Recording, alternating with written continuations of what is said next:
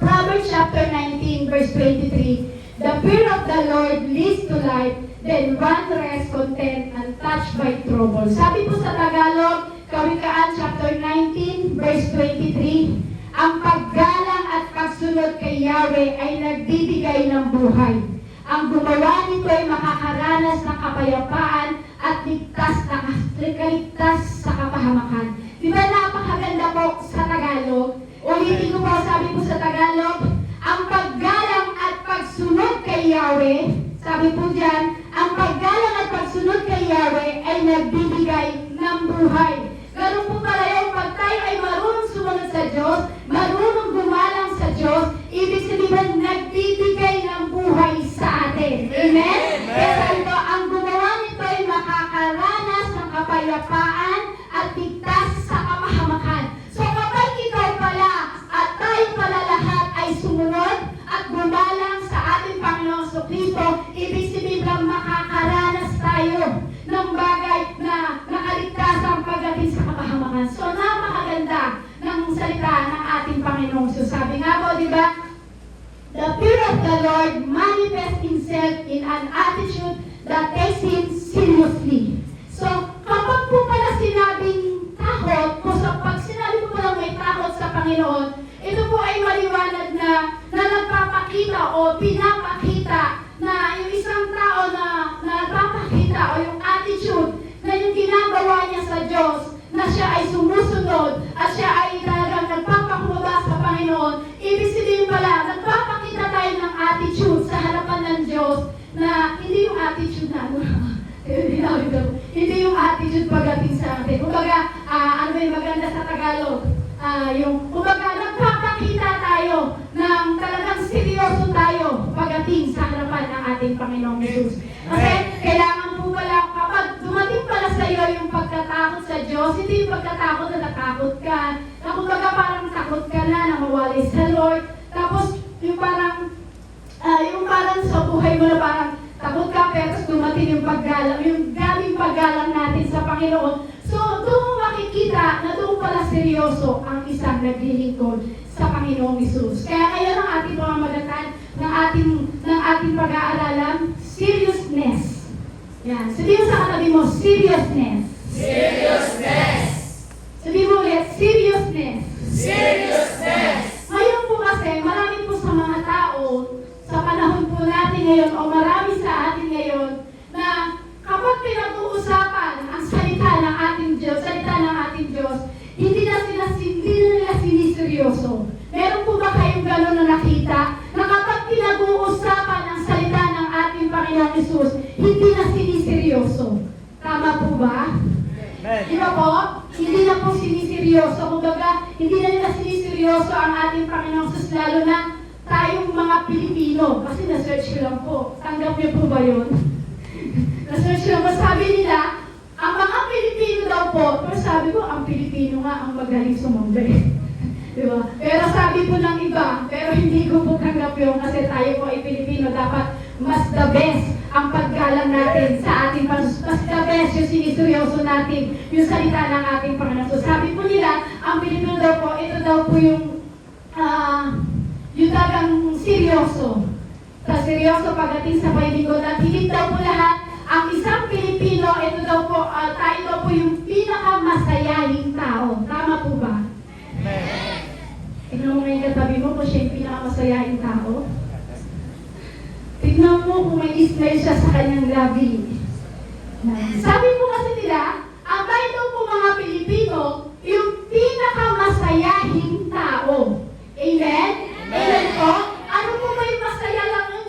Hindi na po yung masaya lang doon. Kumbaga, dahil bilang ikaw ay masayahing tao na naglilingkod sa Lord, meron ka rin matinding pagsunod at paggalang pagdating sa ating Panginoong Jesucristo. Amen? Ang ating Panginoon po kasi, siya po talaga yung makapangyarihan. Amen po? Amen. Kaya po yung paggalang at pagtakot sa ating Panginoong Jesus, kaya daw po ang mga Pilipino ay dapat laging masaya. Amen. Amen?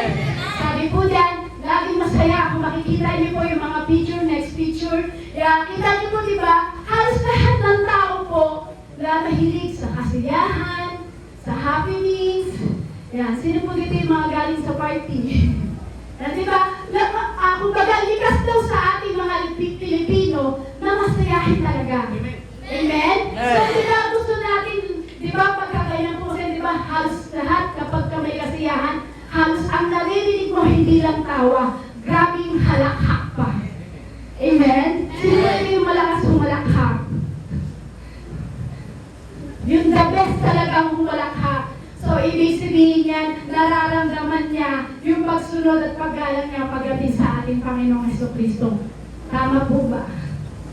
Ba't parang nalungkot na po kayo? Sabi ko, grabe halakhak. Pero ba't parang nalungkot na? Kasi, asa na po ba tayo?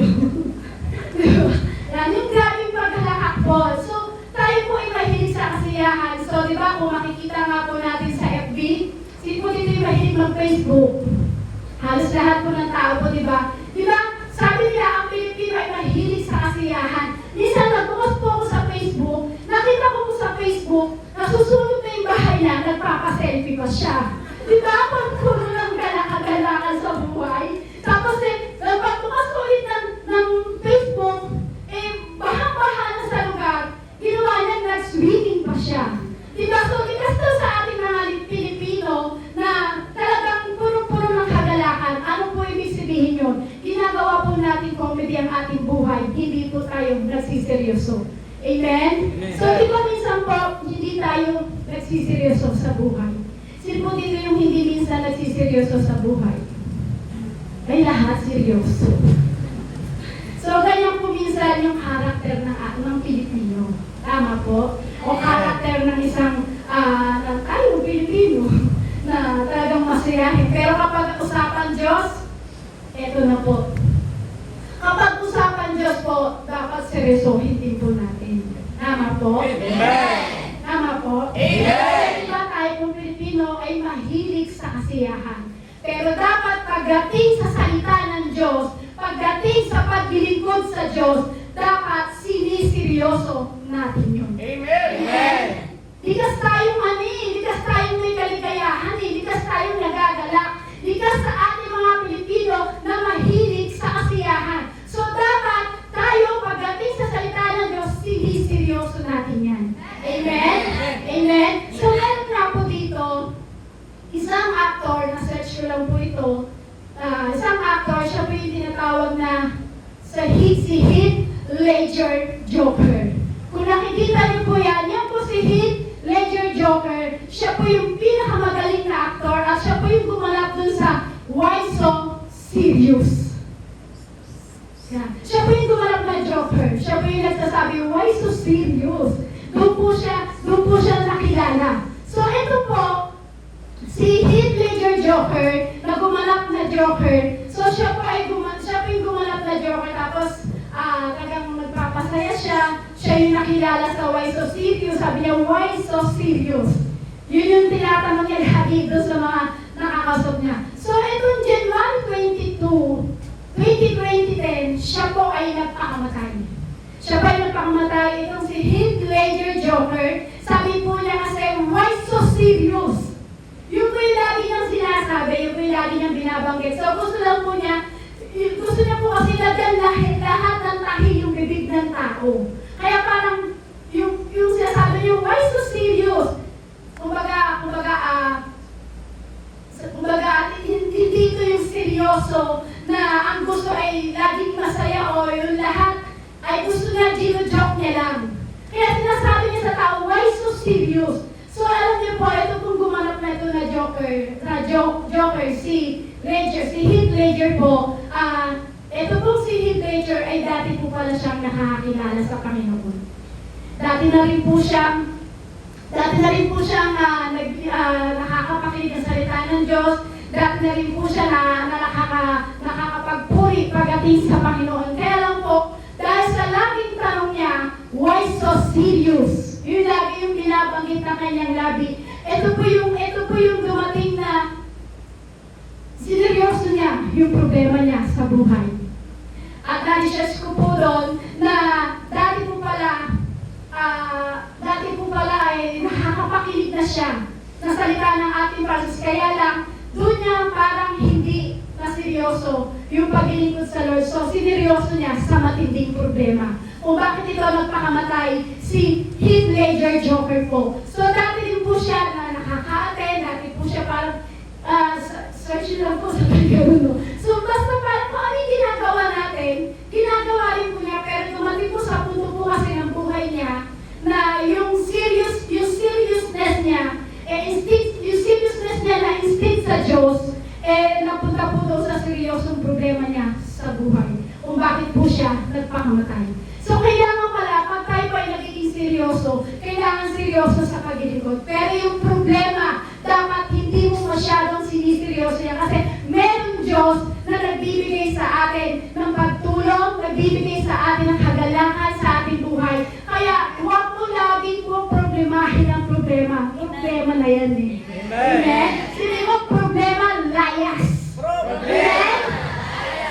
Kasi yung problema na yan, kailangan talaga inaapakan lang natin yan. So, katulad po ni Heath Ledger Joker, yung dapat na seryoso, yung seriousness niya na instead dapat sa Lord napunta sa seryoso sa problema ng kanyang buhay. Kasi sabi niya po lagi, why so serious? Minsan kasi kapag sinasabi natin, sobra namang seryoso itong kapatid na to. Sobra namang napakaseryoso ng iniisip ng kapatid na to. Baka minsan mapunta tayo, sinasabi nila, mapunta ka sa langit, minsan mapunta tayo, next picture, I see you.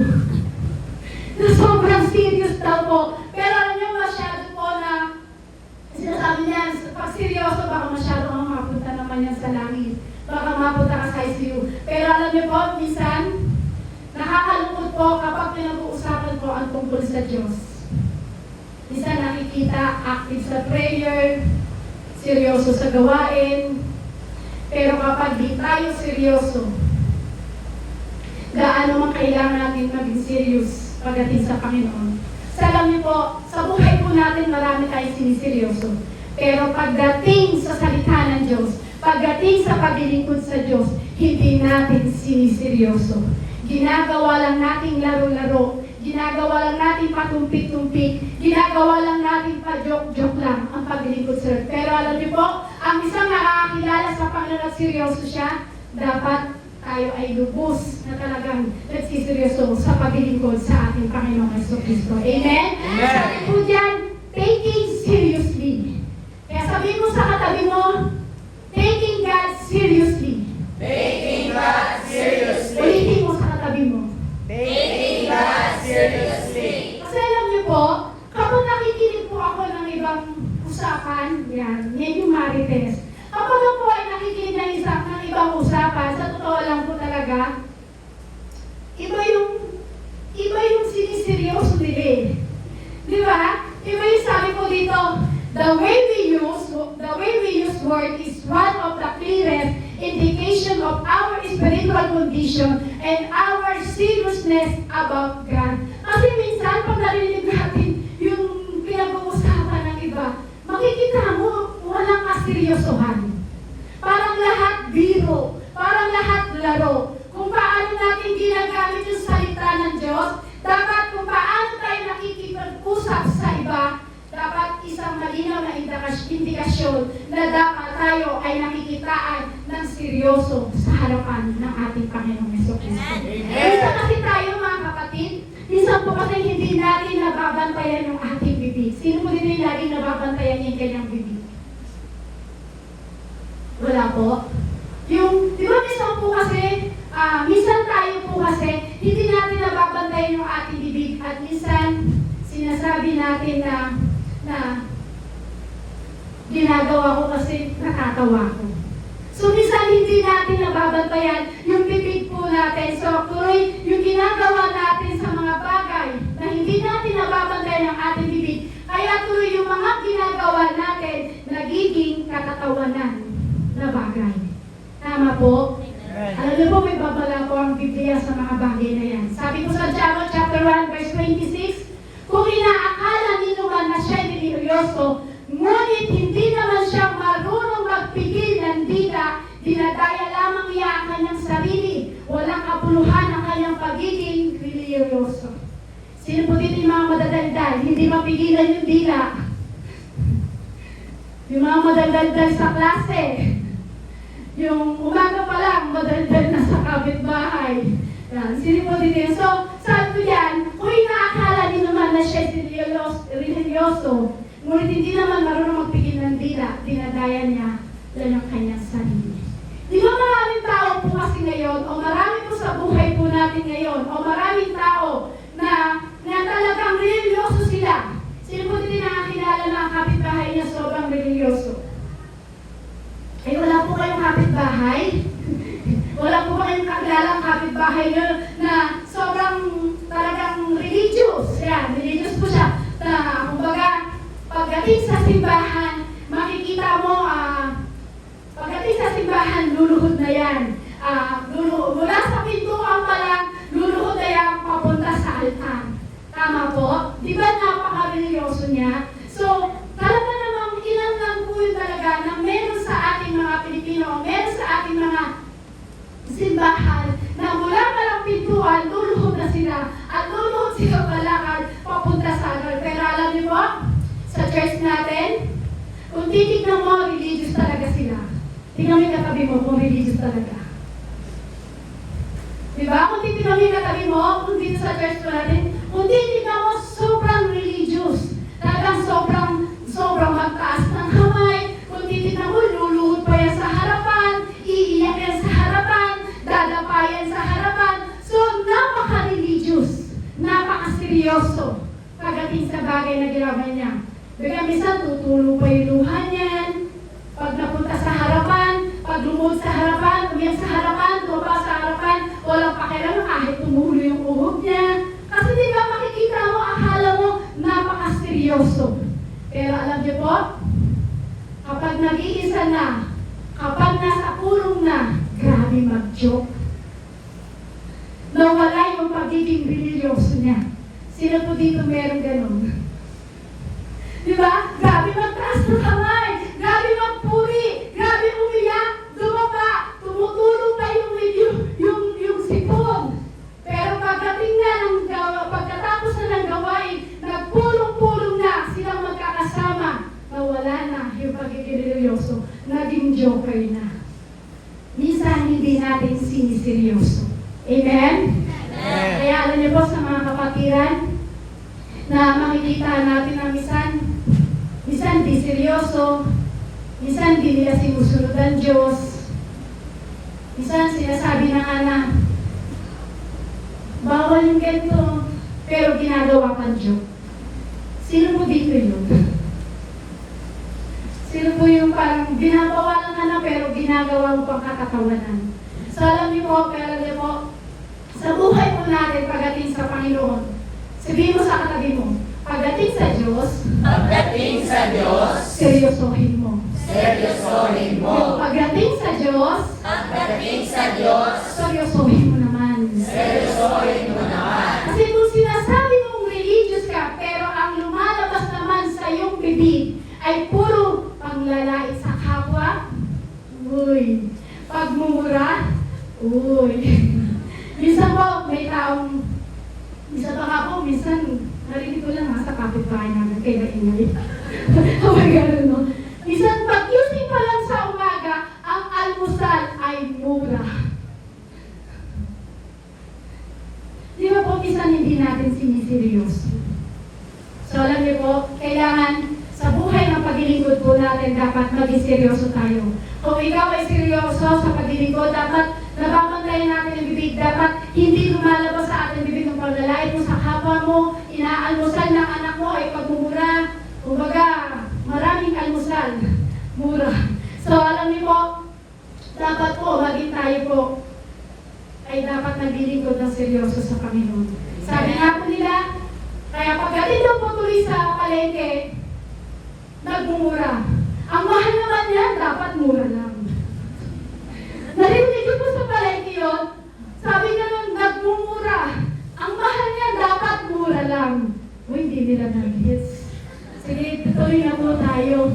Kasi may mga tao po kasi na mga religious, kung di mo naman talaga babantayan ang bibig mo, walang kabuluhan ang pagiging religious mo. Amen? Sabi nga po sa Mateo 12, chapter 36, tandaan ninyo, sa araw ng paghuhukom, pananagutan ng tao, ang bawat walang sinasabi niya. Ang bawat salitang sinasabi mo na walang kabuluhan ay iyon daw po ay pananagutan mo sa harapan ng ating Panginoong Hesukristo. Iyon po ay pananagutan mo daw pagdating sa paghuhukom. Sino mo dito naniniwala pagdating ng araw ay may paghuhukom sa harapan ng Diyos?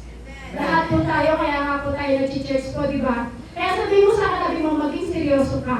Maging seryoso ka. Sabihin mo ulit, maging seryoso ka. Maging seryoso ka. Sabi po, marami po kasi nagsasabi na born again sila. Born again ako. Kristiyano ako. Pero ang lumalabas sa kanilang bibig ay walang kabuluhan.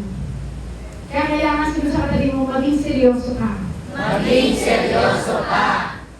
Kaya sabi nga po, ang buhay ng isang tao ay kailangan maging seryoso kasi anumang mga binibitawan mong salita pagdating sa paghuhukom ay pananagutan mo yan, kapatid. Amen? Kasi minsan sa kwentuhan ng isang tao, minsan nagjo-joke sa isa't isa, minsan green-minded pa.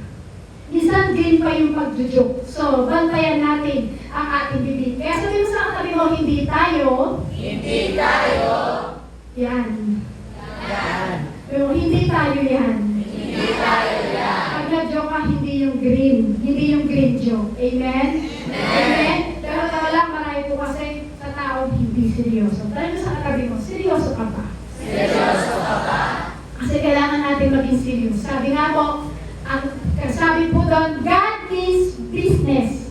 Kasi kapag ikaw ay seryoso sa Diyos, ay para daw po pala tayo sabi niya, God means business. Kapag ikaw pala ay seryoso sa Lord, sabi ko yan, ang Diyos daw po ay dapat siniseryoso natin lalo. Kasi kapag dating sa kaluluwa mo, pagdating sa kanyang salita, dapat pala tayo sa pagdating sa pagsamba, dapat siniseryoso natin, hindi tayo dapat naglalaro. Kasi ang paglilingkod pala sa Lord, ang pagsiserious pala sa Lord, ay sabi niya, para daw po pala itong God means business. Amen? So, kailangan, di ba sino po dito may mga business? Yan. Eh, wala po. Ilan lang po may business dito. Wala po kayong business. Parang huwag po kayo mag-alam po ng ganyan ng 10%. Ang Lord po ang manghihingi sa inyo. Yan. So, alam niyo po, sabi po dyan, yan, nasa ako. Yan. Sabi niyo po, God means business. So, kailangan pagdating sa pagsamba, seryoso pa rin tayo. Hindi tayo dapat naglalaro-laro. Amen? Kasi kapag nilaro mo o nagpapanggap ka na artista ka sana, so dapat gawin po natin tayo ay magseryoso sa Lord. Kasi para daw po tayo nakikib-business pagdating pag sinuseryoso natin ang ating Panginoong Jesucristo. Amen? Kasi huwag daw po tayo maglalaro, huwag daw po tayo magpapanggap, kasi marami po tayong pwedeng gawin sa ginagawa po natin pagdating sa Lord. Kasi hindi naman tayo artiste. Buti sana kung artista si Brother Sebastian. Buti sana kung artista si Sister Janine. So, kung ito daw po pala ay nilalaro-laro natin ang paglilingkod natin, kapatid, sinasayang mo ang oras mo. Ulitin ko po, kapag ikaw ay naglilingkod sa Lord at hindi mo siniseryoso, sinasayang mo lang ang oras mo pagdating sa saan? Pagdating sa huling araw, pagdating sa ating Panginoong Jesucristo. Amen? Kasi dapat nauuwi tayo sa seryoso. So marami po tayong pwedeng gawin. Pero God means business nga po. So, seryoso tayo dapat. Kaya ano po yung dapat natin pwedeng gawin? Kapag anong pwede natin dapat gawin natin, mga kapatid? Sabi po dyan sa number 1 yan. 1 pa lang. Intro pa lang yun. Sabi po dyan, number 1, take every word of God seriously. Marami kang pwedeng gawin sa harapan ng ating Panginoon Jesus para hindi masayang ang oras mo. Sabi dyan, take every word God seriously. Pagdating po sa masalita ng Diyos, mga kapatid, pagdating po sa salita ng Diyos, huwag po natin gawing katatawanan. Ulitin ko po, kapag dating sa salita ng Diyos, dapat seryoso ka. Pagdating sa salita ng Diyos, dapat nagsumusunod ka. Pagdating sa salita ng Diyos, dapat gumagalang ka. Huwag mong gawing katatawanan ang salita ng Diyos.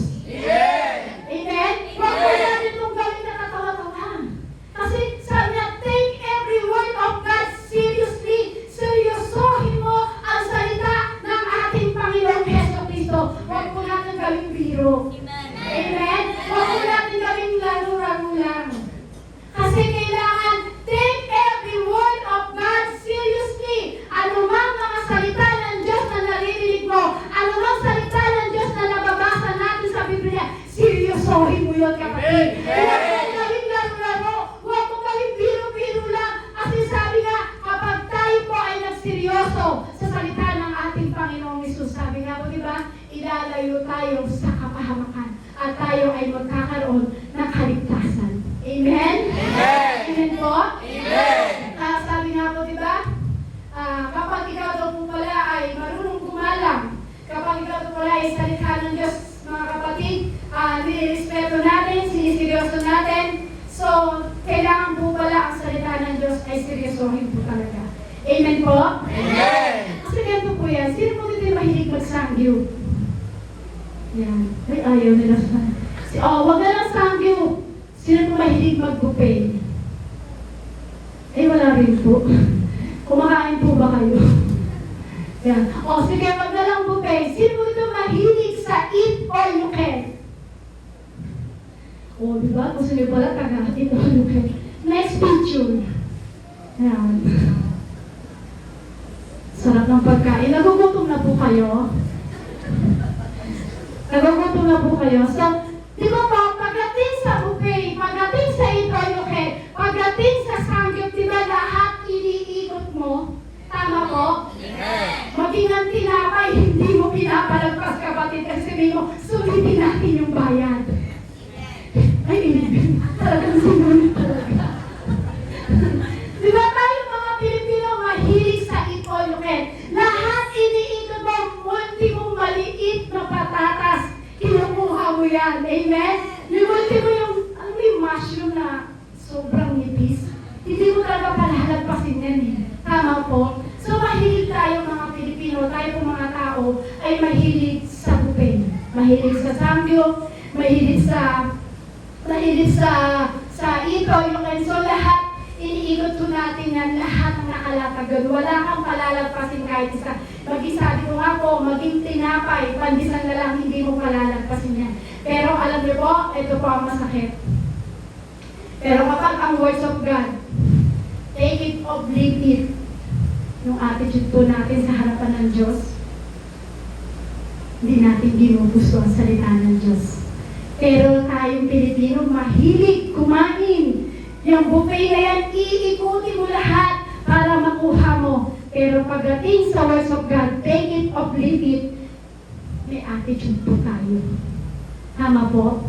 Kung ano lang po yung gusto mo, kung ano lang yung gusto mo mapakinggan, kung ano lang yung tatanggapin mo, pero pag ayaw mo yan, ayoko yan, sister. Huwag mo sabihin sa akin yan, ayoko yan. Pero yung pagkain sa samgyup, pagkain sa buffet, lahat iniikot mo. Pero pagdating sa salita ng Diyos, na dapat mong matanggap, na dapat mong matutunan, na dapat mong masunod, hindi mo siniseryoso at sinasabi mo, ayoko yan. Ganun po ang attitude ng isang tao. Amen? Pero dalangin ko po, wala po sa atin, sa church na to. Wala po isa sa atin na ganun. Tama po? Amen. Hindi mo po kasi pwede kung ano lang po yung gusto mo. Hindi mo pwede sabihin, ayoko niyan.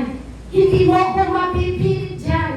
Kahit ipilit mo yan, ayoko yan. Ang totoo lang naman po talaga, wala naman talagang namimilit sa inyo eh. May namimilit po ba sa inyo? Wala po, di ba? Wala po talaga namimilit sa inyo. Pero pagdating sa salita ng Diyos at nakasaad naman sa Bible, kapatid, bigyan mo ng galang at pagsunod ang salita ng ating Panginoong Hesukristo. Amen? Amen. Take it, sabi po dyan, seriously. Ang salita ng Diyos, seryosohin mo. Tama po ba? Tama po. Kung ano man yung marinig mo, tanggapin mo. Kung tumalak naman sa puso mo salita ng Diyos, tanggapin mo yan. Huwag mo sasabihin, ayoko niyan. Kasi sabi nga po, kailangan matuto tayo sumunod at gumalang sa salita ng ating Panginoon Hesus. So, sabi po, paano daw po tayo maaaring makakuha ng seryosong salita pagdating sa salita ng Diyos. Pero hindi po minsan, kailangan natin seryosohin ang salita ng Diyos. Kaya lang po minsan, ito po ang nangyayari. seryoso ng salita ng Diyos? Paano mo siseryosohin ang salita ng Diyos? Eh, minsan nakikipagkwentuhan ka sa oras ng teaching. Paano yung seriously? Paano mo makukuha paano mo igagalangin ang salita ng Diyos? Paano ka makakasunod sa salita ng Diyos? Kung oras ng preaching, oras may nagtuturo, oras may na nagpipreach dito, eh, nakikipagkwentuhan ka naman sa katabi mo. So, may paggalang po ba yun? Siniseryoso po ba natin yung salita ng ating Panginoong Hesus sa bagay na yun? Parang din na po kayo. Hello, gising pa po ba kayo? Amen! Amen? Amen! Amen po? Amen!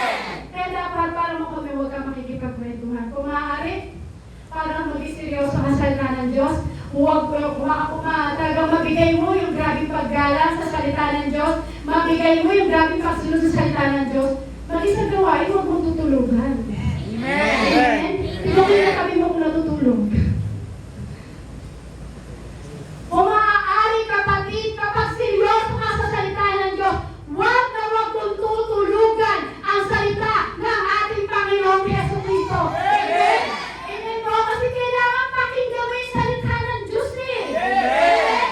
Amen po, kasi kailangan natin seryoso. Kaya ka pumunta sa church nito para seryosong makinig ng salita ng Diyos. Hindi para tulugan, hindi para makapagkwentuhan, hindi para sumigaw ka, hindi para kalitiin mo yung katabi mo, hindi para labuin mo yung katabi mo.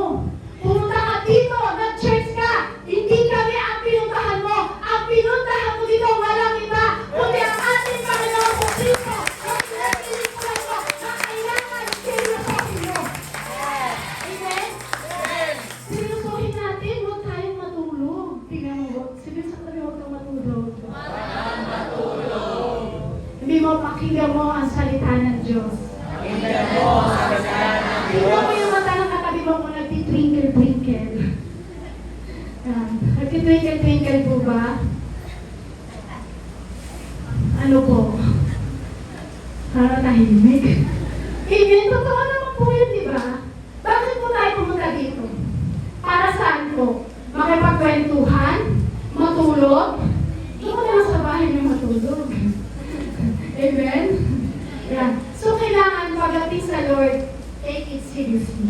Amen! Seryosohin natin ang salita ng ating Panginoon Jesus. Huwag nating gawin katatawanan. Huwag nating gawin na biro-biro. Kasi sabi po sa Isaiah chapter 66 verse 2, sa lahat ng bagay ako ay may likha, kaya ako ang may-ari ng lahat ng ito. Ako'y nalulugod sa mga taong nagpapakumbaba at nagsisipag-sisi sa may takot sa utos ko'y sumusunod. So siya po lahat ang may likha. Likha ng Diyos ang katawan mo. Likha ng Diyos ang hininga mo. Likha ng Diyos ang buong pagkatao mo. Amen? Siya ang nagmamay-ari niyan, hindi ikaw, kapatid. Amen? Kaya sabi nga po, diba, ako'y nalulugod sa mga taong nagpapakumbaba at pinagsisisi. Sabi yan, pinagsisisi sa mga bagay na takot sa utos na sumusunod. Sabi po sa Santiago chapter 1 verse 21, kaya't talikuran na ninyo ang inyong kamaruruming gawa at alisin ang masasamang asal, magpakumbabang tanggapin ninyo ang salitang itinatanim sa inyong puso, ito ay may kakayahang magligtas sa inyo. Sabi talikuran. Amen? Sabi po yan, humble, accept the word. Amen? Sabi po yan, talikuran na ninyo ang inyong maruruming gawa at alisin ang masasamang asal.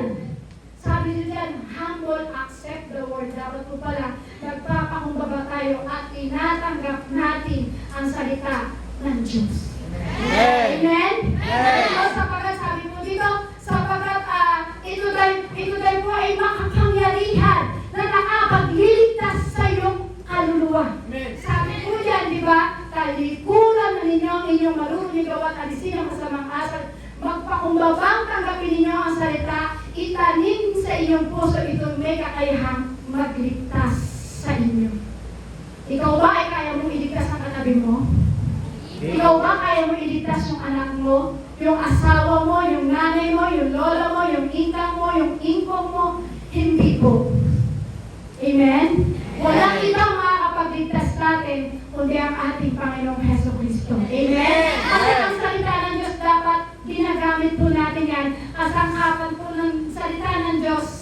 kaluluwa. Amen. Amen? Kaya kailangan, kapag sinasakapan ng Diyos sa salita niya ang ating kaluluwa, seryosohin mo naman yun, kapatid. Amen? Amen po? Kaya dapat humble accept the word.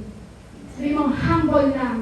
Humble lang. Sabi mo, humble lang, kapatid. Humble lang, kapatid. Sabi mo, humble lang, kapatid.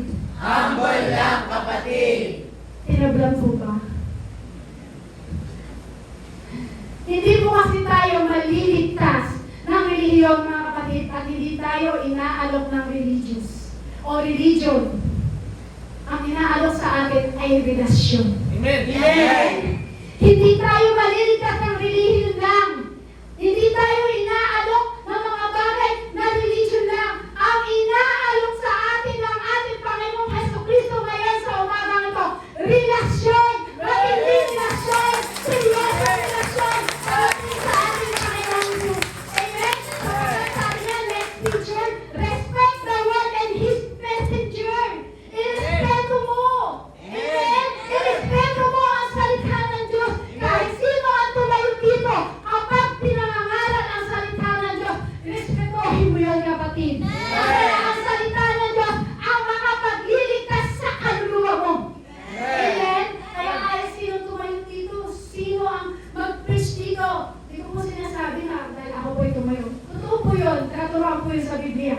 Kahit sino ang magturo dito, kahit sino yung maliit na bata pa yan, kung ang salita naman ng Diyos ang kanyang pinapahayag, irespeto mo yan, kapatid. Kasi bakit? Relasyon yung ating relasyon ang inaalok ng Diyos sa atin. Sino mo dito, sino po dito ang tumayo, sino man, na sa tingin mo, akala mo di siya karapat-dapat, kapag daladala niya ang salita ng Diyos, respetuhin mo yan, kapatid. Amen? Kailangan galangin mo. Kasi ang salita ng Diyos yung kanyang dinadali. Amen? Sabi niyang galangin mo. Sabi nga po, sa 2 Chronicles chapter 36 verse 16, but they mocked God's messenger, despised His word and scoffed and His prophet until the wrath of the Lord was aroused against His people and there was no remedy.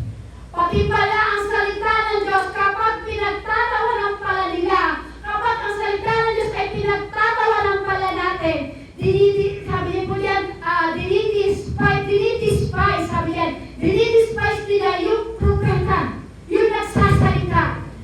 Kumbaga, alam niyo po, pag ganyan, dinidespise po natin ang salita ng Diyos, magagalit po ang Diyos. Amen po? Amen. Lalo na kapag meron po nangangaral sa salita ng Diyos, lalo na yung salita ng Diyos ang kanyang ipinangangaral, yung salita ng Diyos ang kanyang ipinakakalat. So alam niyo po, kailangan makinig ka sa salita ng Diyos. Bakit? Kasi kapag dumating ang salita ng Diyos, there is no remedy. Amen? Amen. Kapag dumating sa salita ng Diyos, dapat seryosohin mo yun. Kasi kapag hindi mo sineryoso, no remedy daw yun. Amen po? Amen. Wala nang lunas. Kapag pinagtawanan mo lang, minak mo ang salita ng Diyos o minak mo yung nagtuturo, ibig sabihin, no remedy na daw yun. Wala nang lunas. Amen? Kaya sabi nga ng Lord, pagsisihan at talikuran na ang inyong masasamang gawa. Amen? Amen. Wala daw po yun. Kumbaga, yun daw po yung, kumbaga, nakakatakot. Kapag tayo po pala ay nagmak sa salita ng Diyos, nakakatakot kasi wala na tayong pinakikinggan. Ibig sabihin, wala nang lunas. Kapag may nangangaral, ano po ba yung remedy na dapat ibibigay po ng Diyos po sa atin? Ano ba yung remedy na kailangan ibigay sa iyo ng Diyos? Ano yung remedy? Ano yung solusyon? Sabi nga, wala daw po solusyon. Wala daw. Sabi niya, no remedy. Kaya sabi nga, alisin niyo na lahat ng mga masasamang gawa niyo at igalang niyo ang salita ng ating Panginoong Jesus. Kasi alam niyo po, ang paraan po lamang po kasi ng remedy lamang po para tayo magkaroon ng lunas, magkaroon tayo ng solusyon sa mga bagay na yon. Yung magkaroon ka ng solusyon sa problema, yun yung buhay na ibinigay ng Diyos sa'yo. Yun yung salita na dinadaloy ng Diyos sa buhay mo. Amen. Amen? Amen? Kaya sabi mo sa katabi mo, maging seryoso ka. Maging seryoso ka. Pagdating sa Word of God. Pagdating sa Word of God. Sabi mo ulit, maging sa Word of God. Maging sa Word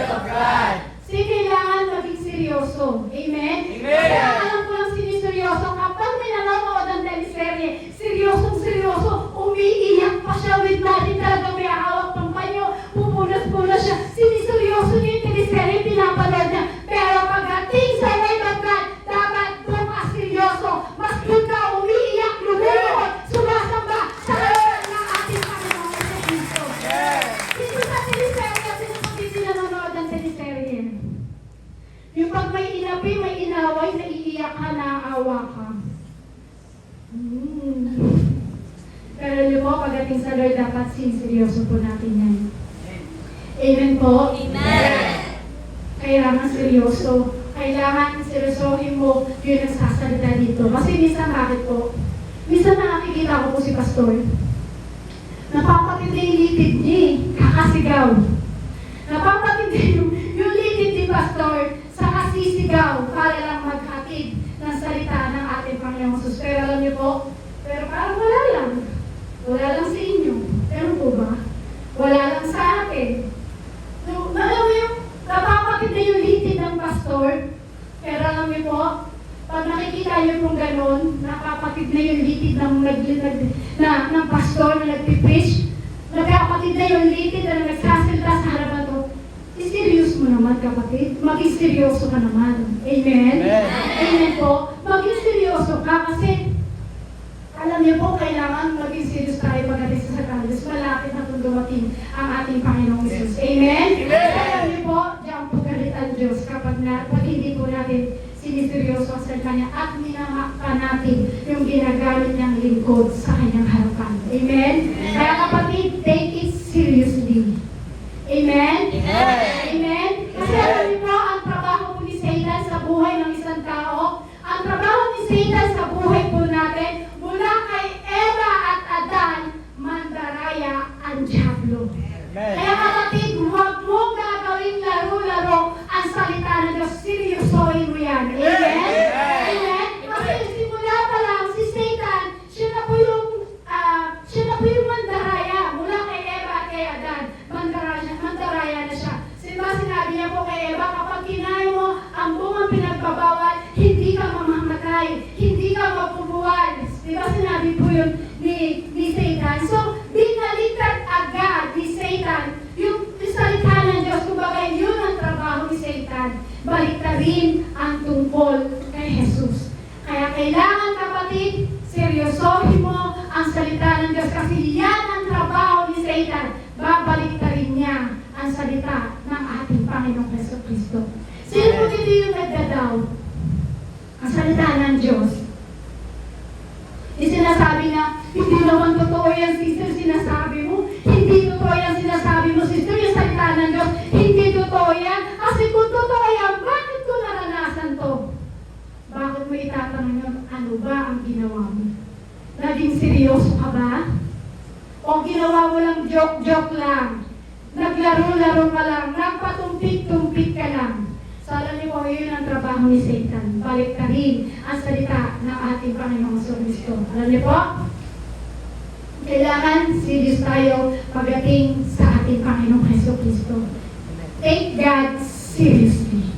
Amen? Sabi nga po sa 2 Chronica, chapter 34, verse 27, dahil nagpapakumbaba ka, sinira mo ang iyong kasuotan at nakikita kong tumangis ka ng marag na marinig mo ang nakahanda kong parusa sa Jerusalem at sa mga naninirahan dito, pinakinggan ko ang iyong panalangin. Kapag tinanggap po natin ang salita ng Diyos at sineryoso natin ang salita ng Diyos, yan ang gagawin mo, kapatid. Sabi yan, dahil nagpakumbaba ka, sinira mo ang iyong kasuotan at nakita kong tumangis ka ng marinig mo ang nakahanda kong parusa sa Jerusalem at sa mga naninirahan dito, pinakinggan ko ang iyong panalangin. Kapag tinanggap mo ang salita ng Diyos, kapag sineryoso mo ang salita ng Diyos, ang gagawin mo, kapatid, grabe yung pagpapakumbaba. Sisirain mo yung kasuotan mo, aling kasuotan na yun, yung hindi mo sineseryoso ang salita ng Diyos, sisirain mo yun, huhubalin mo yun, yung pride mo, sisirain mo yun, huhubalin mo yun. Sabi nga, kapag tinanggap mo ang salita ng Diyos, sisirain mo ang iyong kasuotan at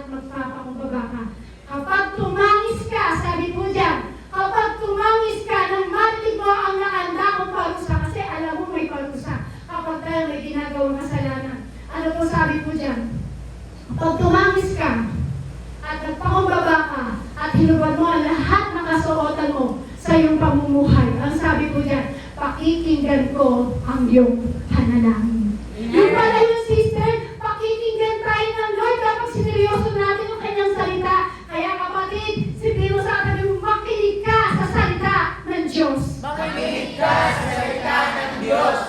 Hindi mo huwag kang marunong. Huwag kang marunong. Kailangan marunong kang makinig sa Lord. Kailangan Amen? marunong kang O sige, makinig sa sabihin mo. Lord. Sabihin mo, huwag kang marunong. Huwag kang marunong. Kailangan marunong ka Marunong ka pagdating sa salita ng Diyos. pagdating sa salita ng Diyos. Sabihin mo, makinig ka. Makinig ka. Huwag kang matulog. Huwag kang matulog. Seryosohin mo. Seryosohin mo. Ano sabi? Amen. Amen? Kasi minsan kahit ano sabihin ng Lord, parang wala lang. Wala lang. Sabi sa'yo, tanggapin mo ang salita ng Diyos. Kapag tinanggap mo, magpakumbaba ka, tumangis ka, sirain mo ang iyong kasuotan. Ano yung kasuotan? Maraming mga problema sa buhay o anumang bagay na yun. Parang, wala lang. Wala lang. Parang gano'n lang, seryosohin mo, kapatid. Amen? Amen? Di ba kasi minsan nararamdaman natin, minsan, nagpipray ka kay Lord, tapos parang hindi ka serious, parang nandyan ka lang, parang yung prayer mo, Lord, total yung prayer ko nasa himpapawid lang. Bakit yung prayer ko parang nasa kisame lang? Kasi bakit? Hindi ko sineryoso eh. Seryoso yung salita ng Diyos. Para kapag nanalangin ka sa Panginoon, hindi lang nasa kisame, hindi lang nasa himpapawid. Amen? Yes. Kailangan po seryosohin natin. Lahat po na yung sinabi po ng ating Panginoon, kailangan seryosohin po natin. At alin mo rin yung katabi mo, nakikinig ka ba? Nakikinig ka ba Ang salita ng Diyos. ng salita ng Diyos? Bigyan mo ng halaga ang salita ng Diyos sa umagang ito. Bigyan mo ng halaga ang salita ng Diyos sa umagang ito. Kasi bakit? Kasi minsan may mga tao, pagdating sa salita ng Diyos, ginawang sleeping pills. Inaantok, nakakatulog, pero kapag nanood ng teleserye, hindi ka inaantok. Boom. Ouch. Wow. Pero kapag words of God, seriously, sabihin mo. Seriously. Kasi kapag words of God, dapat di ka inaantok. Amen? Amen. Minsan nga, nandiyan po ako nakaupo sa harapan, nagpipit si Pastor. Preach siya ng preach. Nakita ko kung paano mag-inat, kung paano humikat. Ginawa ng lolo ba siyang si Pastor? Nakatulog. Pero kapag words of God, dapat serious tayo. Huwag kang tutulugan. Amen? Amen? Amen? Ang tiniserye, siniseryoso mo, pero ang salita ng Diyos, hindi natin siniseryoso. Amen? Kailangan kapag words of God, hindi tayo nakikipagkwentuhan, hindi ka natutulog. Amen? Take it seriously pagdating sa words of God. Number 2, taking sin seriously. Ito po yung pangalawa na nakakabigat dapat po na matanggap po natin na manuwaan natin mga kapatid na ang panahon po ngayon para makita po natin ang kasalanan ay isang seryosong sa problema. Amen? Sabi diyan, those who take every word of God seriously will mourn over their sin each time they fail. Kapag ang isang Kristiyano daw po ay tinanggap ang salita ng Diyos, totoo at seryoso, kapag yan ay nagkasala, nag-mourn, nagluksa, nalungkot, sa pagkakasala, sabi ng Mateo chapter 5 verse 4, pinagpala ang mga nagdadalamhati sapagkat aaliwin sila ng Diyos. Sabi nga po ni Billy Graham, the cross show us the seriousness of our sin, but it also show us the immeasurable love of God. Ang krus, mga kapatid, ay nagpapakita kung gaano kaseryoso ang ating kasalanan. Sinubo ng aming amang Diyos ang ating Panginoong Kristo dahil seryoso yung kasalanan mo, seryoso yung kasalanan ko, seryoso lahat ng kasalanan natin na kailangan magpapako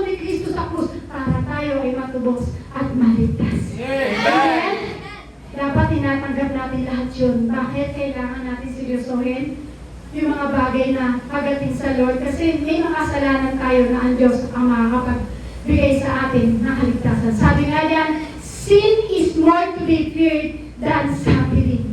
Ang kasalanan daw po ay dapat natin kinakatakutan kaysa mga suffering na mga bagay na tinitiis mo sa buhay. Sabi po, ang kasalanan ang dapat natin kinakatakutan, hindi yung suffering na tinitiis mo sa buhay. Ang kasalanan po kasi ay pwede itong magbulit sa'yo pagdating sa impyerno. Amen? Amen. Amen po? Amen.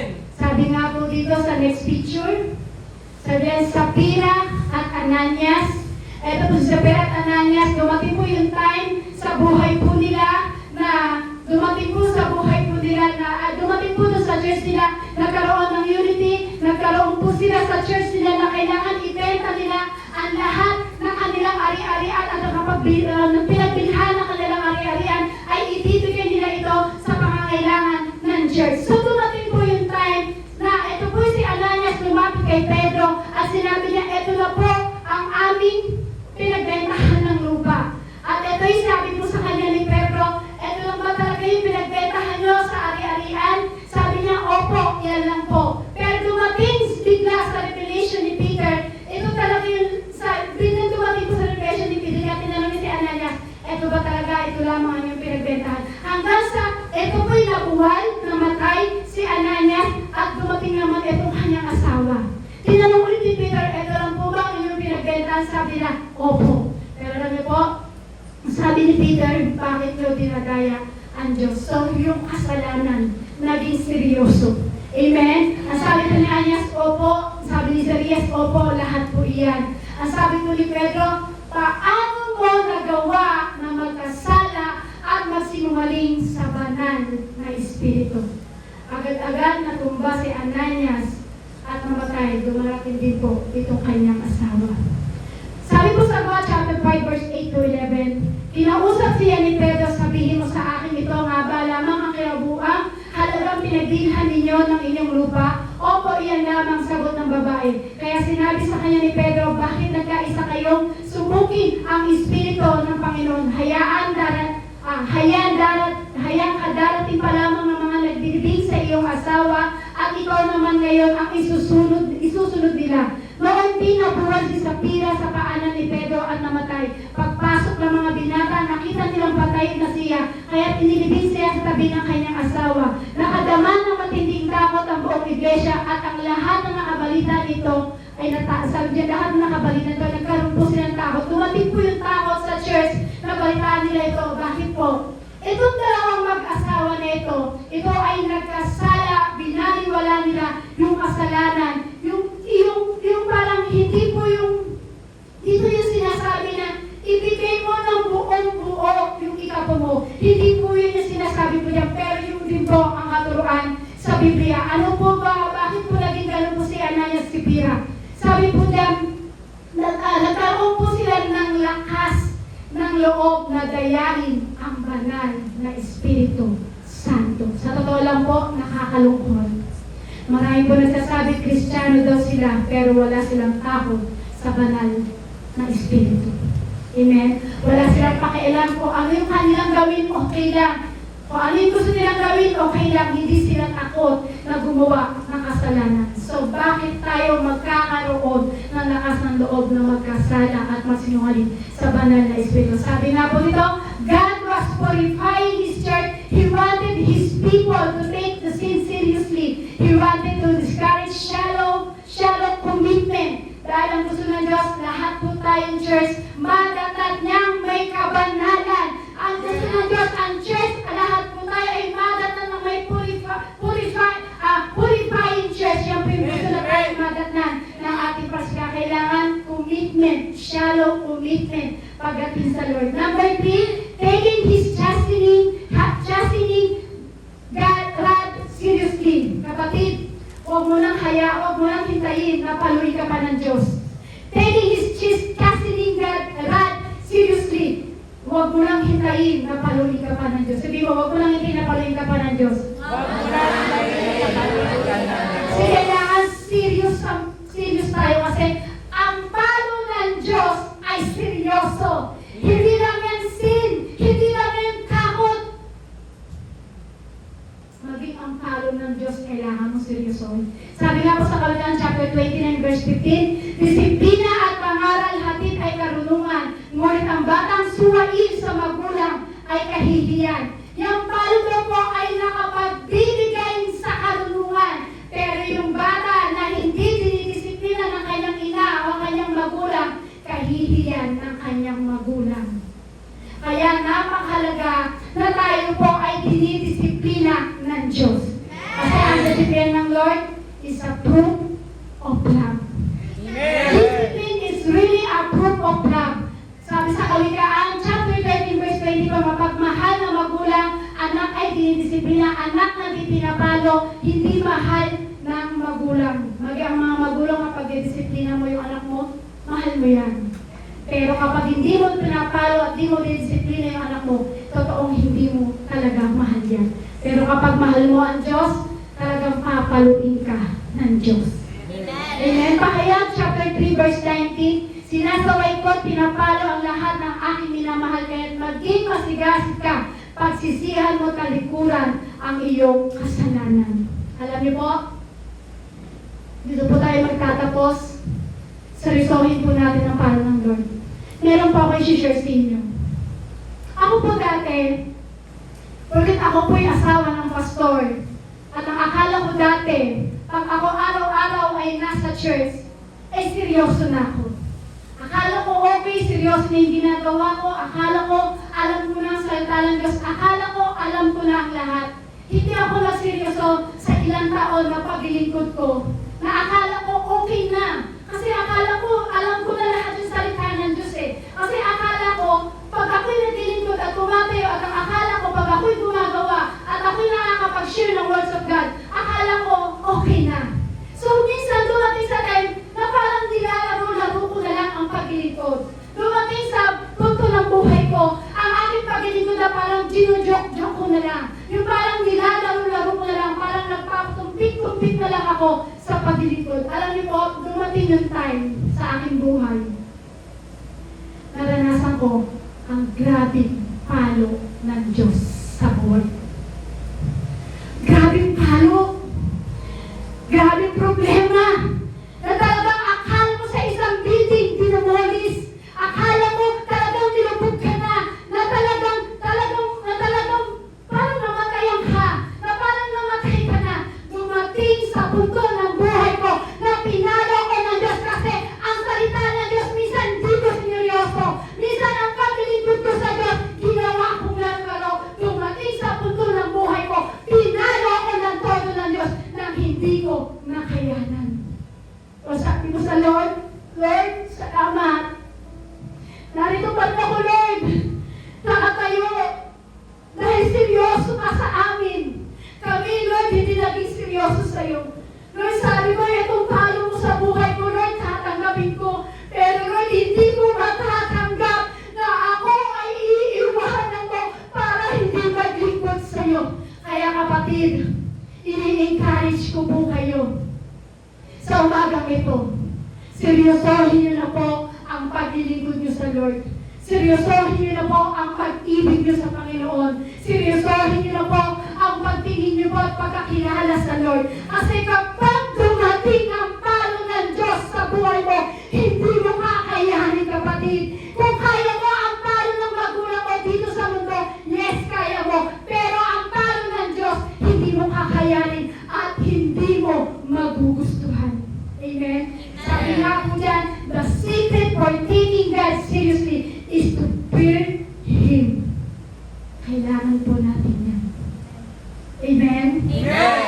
Kaya kailangan tayo ay matutong matakot, sumunod at gumalang sa salita ng ating Panginoon. So sabi nga po sa awit 34 verse 9 to 11, matakot ka kay Yahweh kaya na kanyang bayan nang makamtam niya ang lahat ng bagay. Kahit mga leon ay nagugutom din sila ay nagkukulang sa hustong pagkain. Ngunit ang sino mang kay Yahweh ay sumunod mabubuting bagay sa kanya di mauudlog. Lapit ako, sabi lapit ako'y dinggin mga kaibigan at kayo ngayon ay aking Diyos na si Yahweh ay dapat sundin, igalang. Ulitin ko po, kailangan natin sundin at igalang ang salita ng Diyos. Kasi kapag hindi mo sinunod at hindi ka gumalang at hindi mo sinirios yung paglilingkod mo sa Lord at hindi ka naging seryoso sa salita ng Diyos, huwag mong baliwalain ang palo ng Diyos sa iyo. Ang palo ng Diyos ay napakasakit. Ang palo ng Diyos hindi mo makakayanan. Ang palo ng Diyos hindi mo magugustuhan. Pero kapatid, kapag ikaw ay sineryoso mo ang paglilingkod sa Lord at natuto kang gumalang at sumunod sa salita ng Panginoon, ang palo ng Diyos sa iyo ay magiging magaan at ikaw ay maliligtas. Amen? Yun lang po iiwanan ko sa umagang ito. Huwag mong babaliwalain ang palo ng Diyos. Kasi pag binaliwala mo, hindi mo kakayanin. Huwag mo nang hintayin yung palo pa ng Diyos sa'yo bago ka magseryoso. Huwag mo nang hintayin ang palo ng Diyos sa buhay mo bago ka pa sumunod at gumalang sa salita ng Diyos. Kailangan seryosohin mo na, kapatid. Kasi ulitin ko po, hindi mo kakayanin ang palo ng Diyos kapag dumating sa buhay mo. Amen? Yun lang po iiwanan ko po sa umagang ito. Kaya po'y tumayo at sama-sama na pagsaluhan ang banal na hapunan na galing po sa